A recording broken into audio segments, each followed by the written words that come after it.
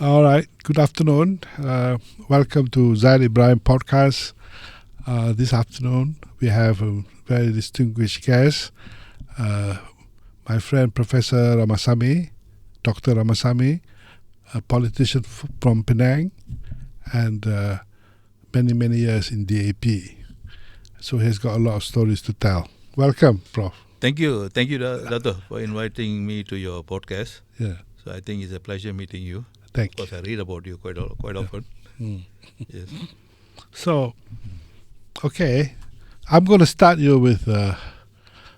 You have retired from politics. I mean, from the lecturing university. Yes, you have yes. also left DAP. So, what do you do now? Actually, Dato, right now is I'm quite busy in two things. Yes. One is actually I'm trying to get my party Urume registered. I think the ROS rejected the registration. We sent an appeal, and then we sent a further letter to the minister saying that if he doesn't register the party, we take it for granted that he has rejected it. And I think the next course of action is to take the minister to court. So I think we're doing why are they so scared of you? I don't know. I mean, this party has hardly been registered. And the very basic constitutional principle of freedom of association. Yeah. I mean, it doesn't mean you're going to give us registration if you're going to be successful. I think that is the very tall order. Let us operate on a legal and constitutional basis. If not, you want us to go underground? Yeah. So I think then this is the very basic, very fundamental right of freedom of association. I didn't know about this. Yeah. I thought your party already registered. No. We are not registered. And well, I hope the registrar's office is listening to this podcast. I think they should register the party because, like the Mr. Ramasamy explained, this right to form association, to form parties, these are all very basic right. Why do you refuse to register? Oh, it's terrible. But I thought we are in a very liberal government, Madani. I thought so. You're talking about Madani government. We are talking about democracy. Yes. All these things. So, I think the environment is conducive to do these very minimalist things. Yes. Like registering a party, registering an organization. But we understand. I think there is reluctance, and maybe there is a belief that we might be popular among Indians and so on and so forth. But that left to be seen. Yeah. And we have to do the groundwork, It's not going to be that easy. Yeah, but you cannot bar people from being successful. Yeah. Okay. So now you are busy with that. Then what else do you do? I'm also trying to put together my, you can call it an autobiography. You are writing a book? Writing a book. Oh, that's cool. Or a memoir, I think memoir will be, I think it might be restricted. I think autobiography. At the same time, it's not going to be just a narrative, a chronology, but it is going to actually highlight some of the key political aspects of Malaysian politics. Yes. By involvement, Yes, I think you have. Yeah. I think you spent something like 15 years in DAP.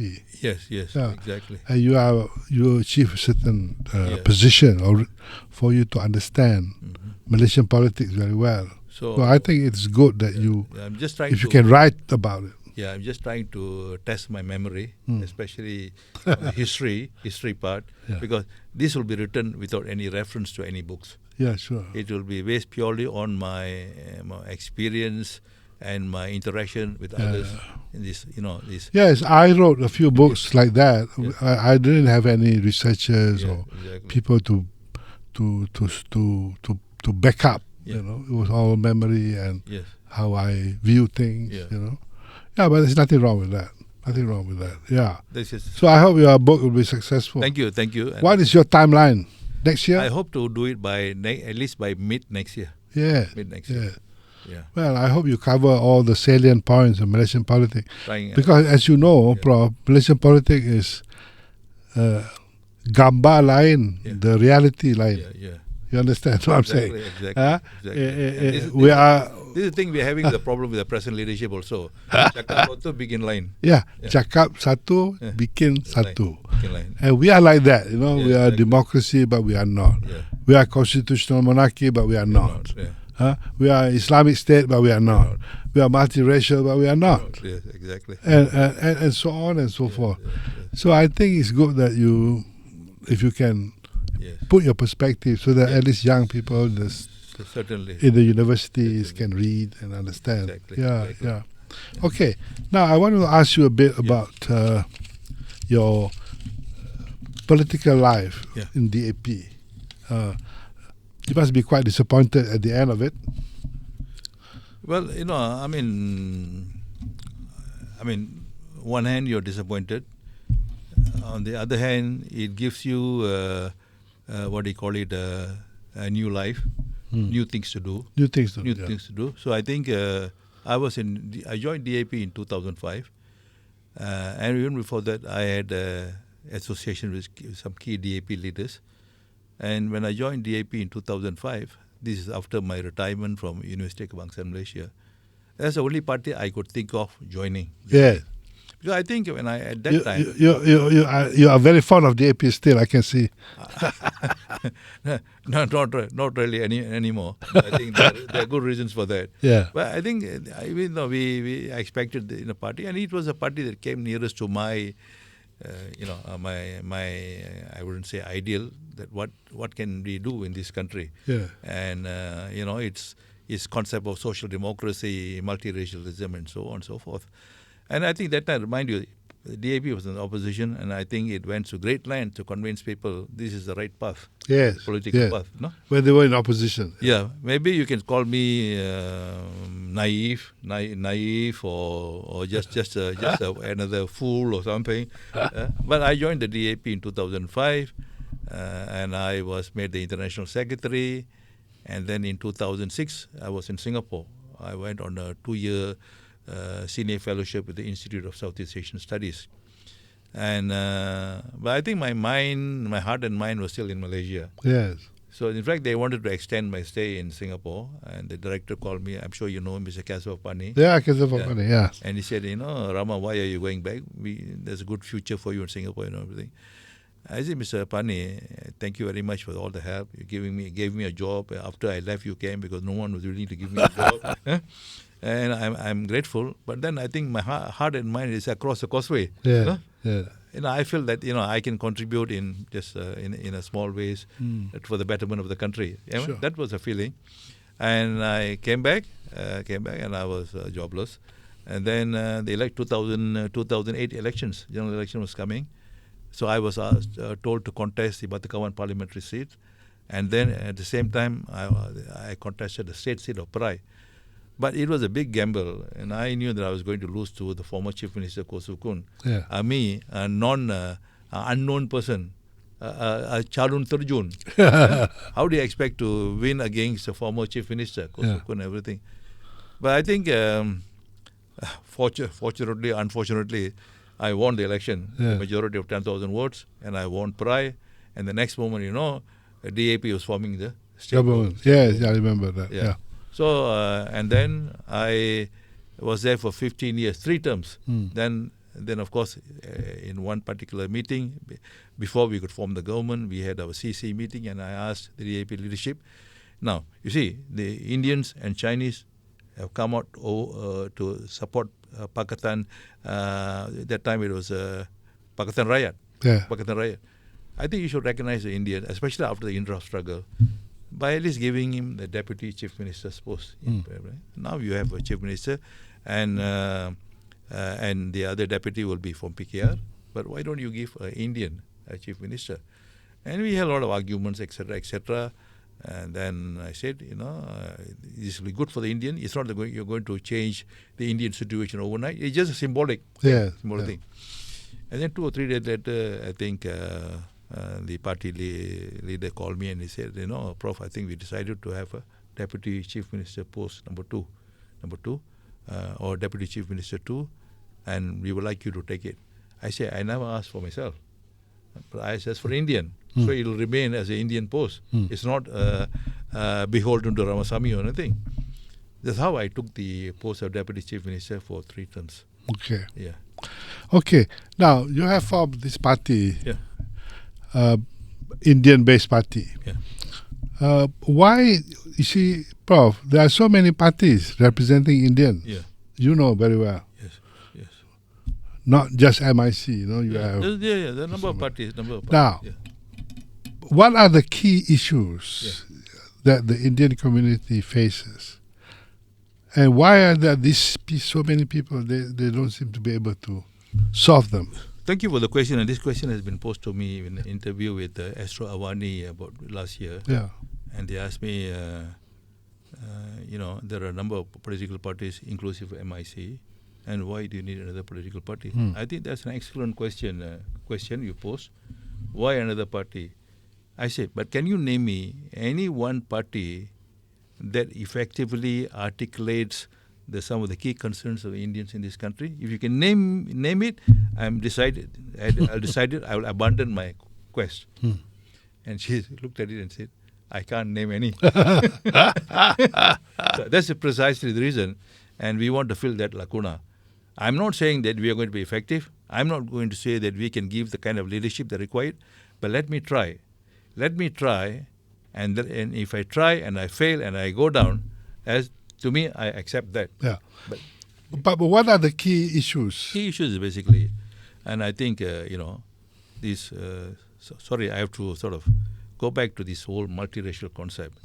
Pakatan Harapan is supposed to be a multiracial coalition. DAP is supposed to be a multiracial party, and so is PKR. Yeah. But I think there's a problem with this multiracialism.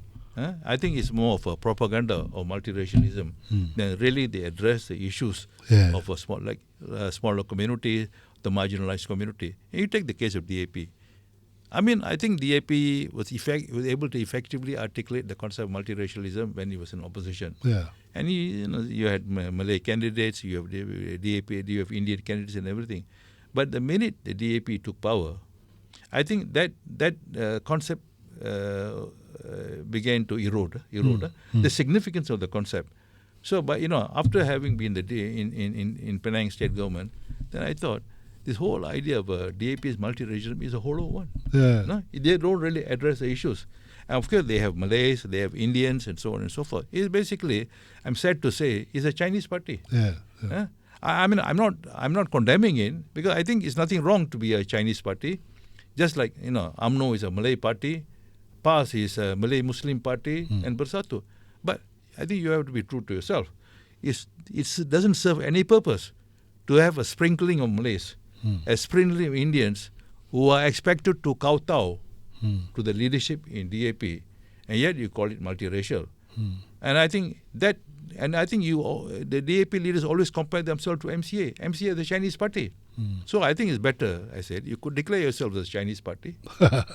And I think that will make more sense rather than actually, saying that you're a multiracial party and everything. But there is no I don't expect 100% multiracialism, but I think you have to respect the leaders of the respect communities. If not, it doesn't serve any purpose. Because what do you expect Indians? And I think one of the reasons eventually I was purged, because I want to use the word purge, and not me and a few others, is because Ramasamy is not willing to toe the line. Ramasamy is not willing to be subdued. Ramasamy is not willing to be like a typical good Indian. Yeah. I think so they want a good Indian. They want a good Indian, a subdued, a tamed. But I was not prepared to do that.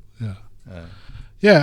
I of course, I was also observing this, Prof. See, DAP, they fight and they were opposition. Concepts like rule of law, like democracy, multiracialism, diversity, blah, blah. But all these concepts are important, but you still have to address the very basic issues. I mean, for the Malays, for example, economic issues are very important. Yes. education of the Malays. Yeah. But the Chinese will talk about Chinese vernacular school. Yeah. Have they thought about the national school problem? Mm, mm, No. Have they thought about the lack of infrastructure amongst the Malays? So it is actually a party that, despite its declaration, Yeah. it's actually fighting for Chinese interests, mm. which I think is okay. Yeah. But like you said, you must also fight But, for the other people's interests, so that people see you as, that just give you one example: the Stapak Declaration, Stapa. the Malaysia. Yeah, Now, Malaysia might have come from the PAP, Singapore. that baggage. Yeah, But I don't see any intrinsically wrong with the word Yeah. Malaysia. yeah, But why do you have to not touch it? Why don't you touch on Stapak Declaration? Oh, Stapak Declaration is part of our constitution. But what is the purpose? yeah, Huh? So in fact, I think the party leaders are not honest yeah. in addressing some No, of these issues. I think so. I think you can use Yes, Malaysia to fight for the petty farmers, yes. because they are Malaysian. And Malaysian Malaysia doesn't mean you have to downgrade the status of the Malays. Yeah, no, Huh? no. In terms of some of the special rights and so on and so Yeah. forth. No, it's just an idea. But the problem is that when you start uncritically using it and then sort of scrap it, this is the problem. Yeah. Huh? You see, sometimes they like the slogan. Sloganeering. Sloganeering, they like. Yeah. I noticed there is a huge disparity on issues. Yeah. The emphasis. Yes. I think you can be a Chinese party, Indian party, Malay party, Yeah. but there are some critical issues that affects other communities. You have to fight. I You cannot say, "Oh, this is Islam." Yeah, I certainly agree. I mean, for example, so when you're talking about all this nice concept of constitutional freedom, as you said, and everything, but this has to be translated into meaningful things for the local people, especially for the poor. Yeah. I mean, 75% of the Indian community consists of workers. You don't address them. You don't address them, and you are doing the same thing that MIC did. Yeah. How does it MIC is different from the DAP?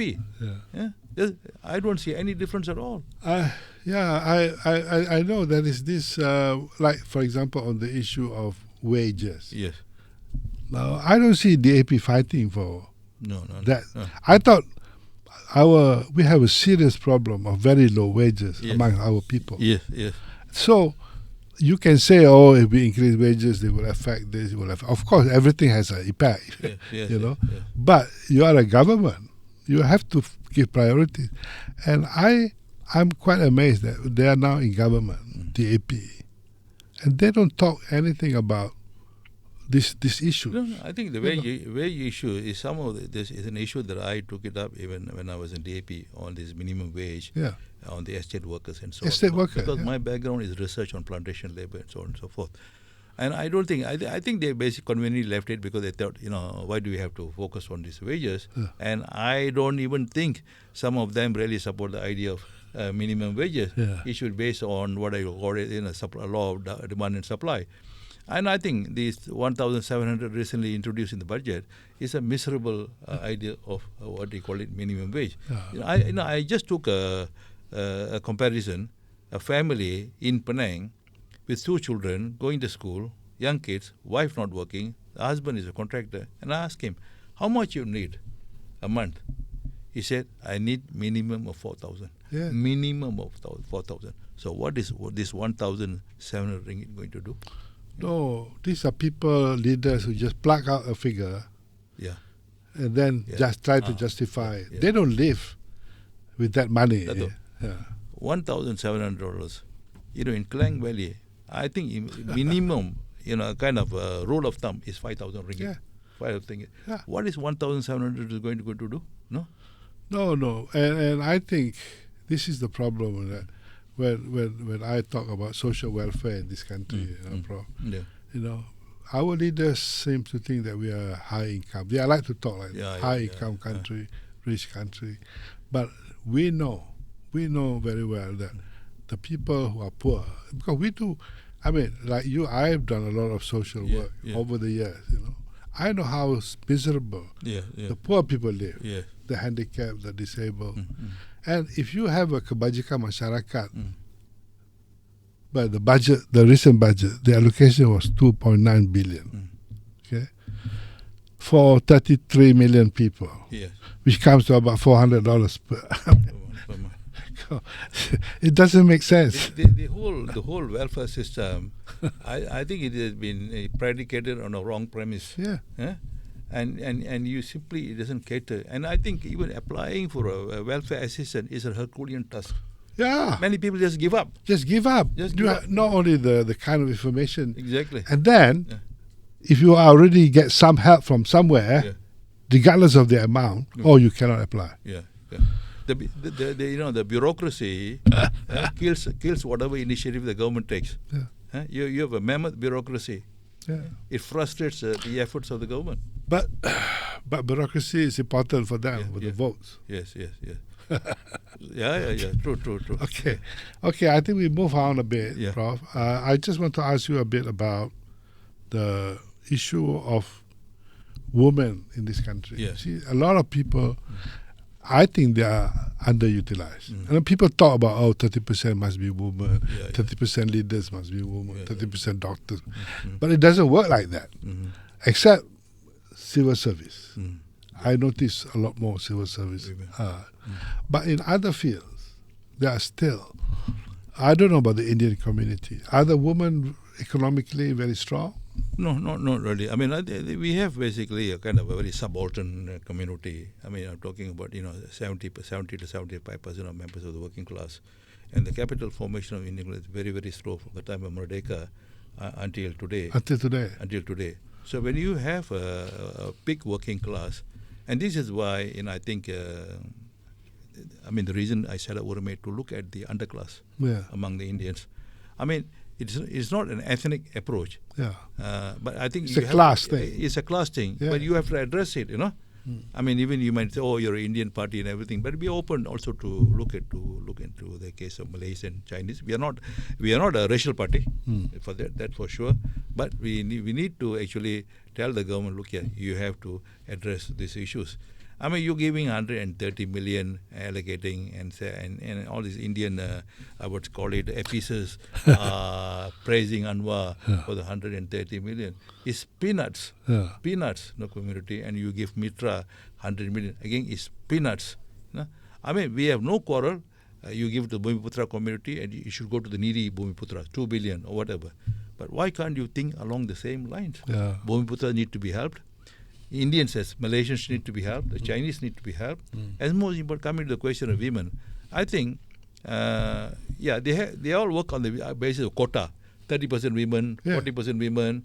But there is no what I call it a kind of a machinery or something to translate all this into concrete action. That is missing, I think. It is just kind of a propagandist tool. We need to emphasize the importance of women and so on and so forth, which I think, I agree. I think women should be given. Yeah, because, population-wise, if you're in Kelantan, I think the population of women is more than men now. Probably, yeah. They have tipped the scales, no? Yeah. So I think we should mobilize the women power more. True. But there are issues, as you know, religious issue, maybe social issues, cultural, I don't know. But it's such a shame that our country, we cannot mobilize. There are definite complaints, family constraints, especially in a paternal society like Malaysia. There are religious constraints. Yes. Some people are not willing to see women working on par with males and so on. But these are not excuses not to do anything. Have a proactive policy on actually, educating women, making sure they enter into the labor force, and they have have the kind of education, technical education, TVET education, where they can play a meaningful role. Because the country will benefit. Exactly. The community will benefit. And let's hope there is. I see. Who is our woman minister? What's her name? Do you know? If I think that somebody is not doing anything, I don't even remember their names. Women Affairs Minister. I don't know. Anyway, this is what we have today. And the other thing that I want to ask you is that there's this amongst Malays. Yes. Yeah, I don't know about the Indian youth. Among Malay young people, you see a lot of people say, "Oh, we have reduced the voting age to 18." Yeah. So everybody get excited, or there'll be more people coming to vote. Mm. Doesn't always work that way, you know. Yeah. Yeah. I mean, the interest in politics Mm. amongst young people is not that high. Yes. Yes. Or even if their interest is only on to attend certain event, Yes. but not interested in the issue. Mm. Mm. Now, how do you see the Indian community, young fellows? Are they interested? I think generally speaking, I think that political consciousness might not be there in terms of having performing civic roles. Mm. Registering as well. Now, of course, automatic registration. Yeah. But see, apparently, give you the example in this. There are 3 by-elections. I'll give you an example. In the Kuala Kubu by-election, Indian turnout was about 40%. Kuala Kubu. Kuala Kubu, Indian turnout was 40%. And then in Sungai Bakap by-election, Indian turnout, I think it was probably slightly higher, but then they voted against PH. And in recent Makota by-election, Indian voter turnout was very poor, comparable to the Chinese. So I think the reason is not they don't feel they have an interest. Yes. Yeah, And what is going What to happen? is it for me? What is it for me? I'm going to be the same. Yeah. I vote for I'm no candidate. I don't vote for. I vote for somebody. So this is kind of apathy, indifference, and you can mobilize them. You can actually point out all the problems with PH and everything. You can mobilize them, but at the end of the day, if they don't want to come, there's nothing much can be done. And this is why I think even Anwar, even Saifuddin made some remarks about Urume recently, saying that Urume is winning away Indian support and so forth, because it was very clear in Kuala Kubu Baru, it was very clear in Sungai Bakap. Yeah. It's very clear even in Makota. So I think there is a feeling. And when we went to Kluang recently, we were there about 2 days, not at the same time, we had a large gathering of Indians. And they're just frustrated with the MIC leadership.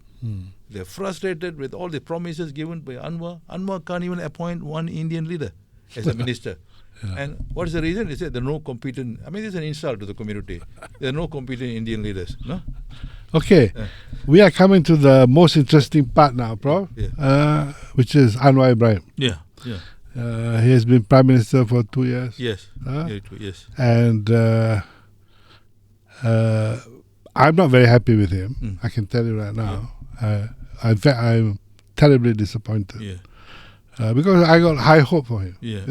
We all tear gassed by the police. Yes, Remember those days before 2008? Ramasamy, We were tear gassed. All because we wanted to see a better government. Yes. At least on certain basic issues. Yes. And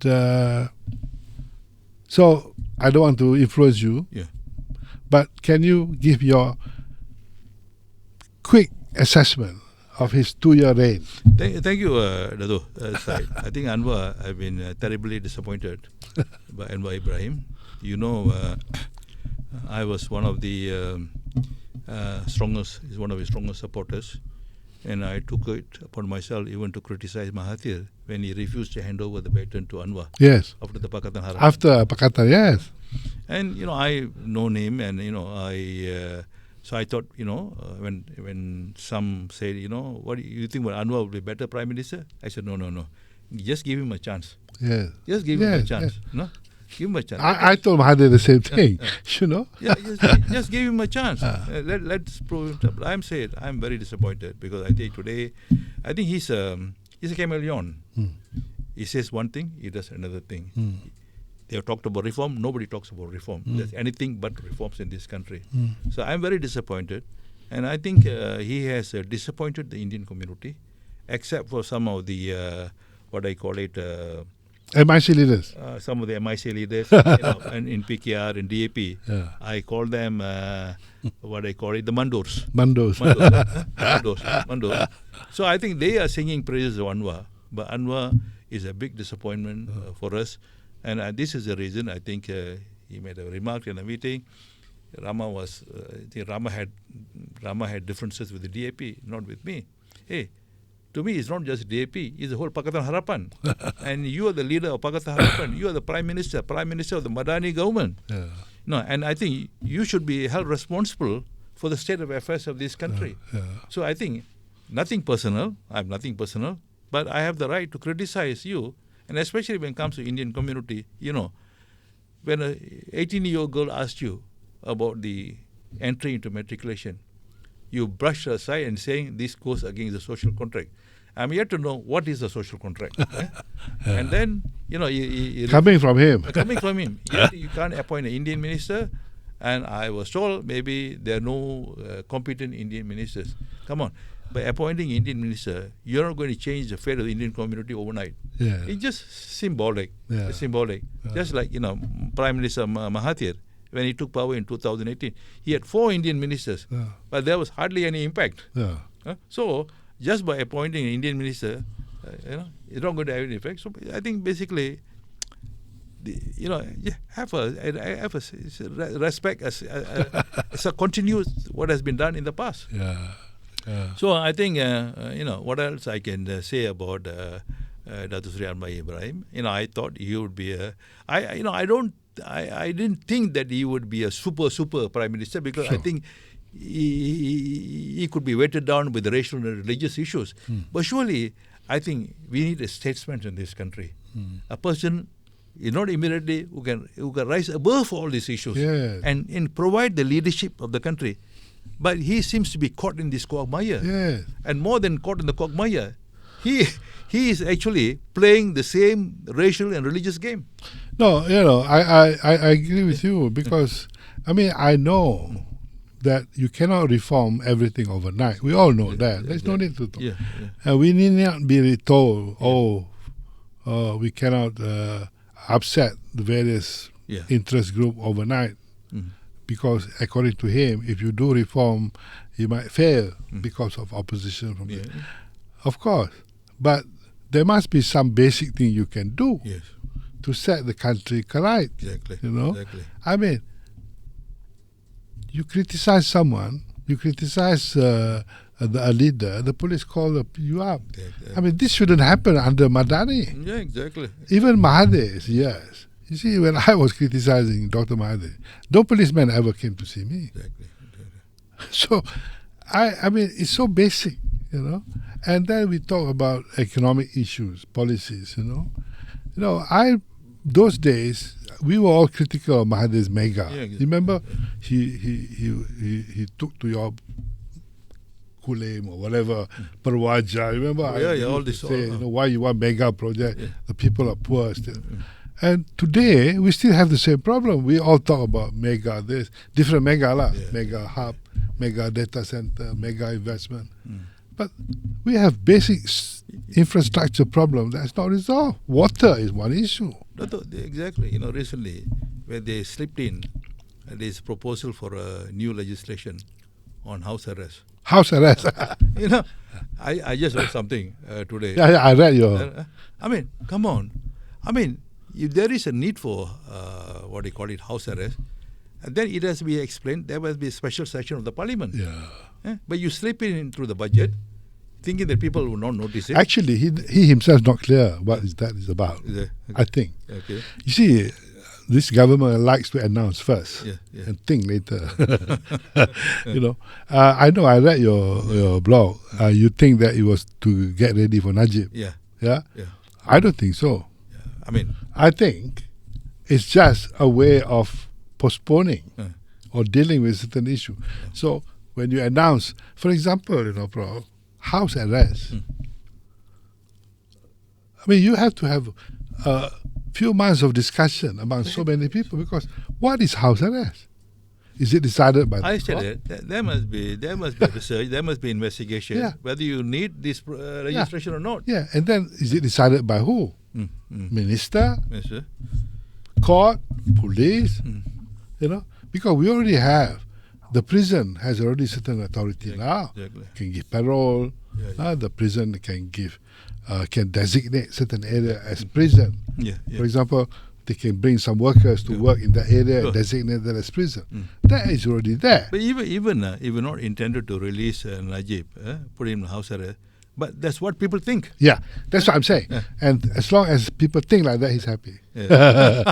That's what I'm trying to tell. So So it is eventually possible. I end up doing nothing. It is possible, because nobody knows what that house arrest means. Exactly. Yeah. No, it doesn't mean because we have never had this before. True. So it's a totally new idea, but I think it makes some people happy or hopeful, and I think that's his purpose. It could be.